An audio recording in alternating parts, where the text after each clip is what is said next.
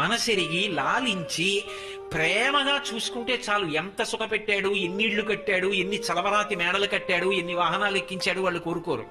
ప్రేమగా చూస్తాడా, అదొక్కటి చాలు. పట్టాభిషేకం చేసినట్టు సంతోషపడిపోతారు. ప్రేమగా పలకరిస్తే, ప్రేమగా పెట్టింది తింటే, ప్రేమతో పక్కన కూర్చుంటే, అనునయంతో మాట్లాడితే మా జీవితం సార్థక్యం అనుకుంటారు. ఇక రెండో కోరిక, ఆయన నా మెడలో తాళి కట్టింది ధర్మ ప్రజాపత్యర్థం, ఆయనకొక్క కొడుకుని కూతుర్ని కనివ్వాలి. పరమ సంతోషం పడిపోతారు.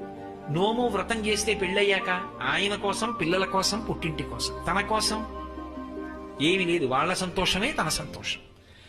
తర్వాత ఓ 60 ఏళ్ళో 70 ఏళ్ళో వచ్చేసాయి అనుకోండి, ఏమమ్మా ఏం కావాలి అన్నారనుకోండి, నమస్కారం పెట్టినప్పుడు ఎవరైనా అడిగేది ఏమిటో తెలుసా? అయ్యా, ఈ పసుపు కుంకాలతో ఆయన చేతిలో వెళ్ళిపోయేటట్టుగా నన్ను ఆశీర్వదించండి అంట. నేను ఎన్నో సందర్భాల్లో విని ఆశ్చర్యచకితుడిని అవుతుంటాను.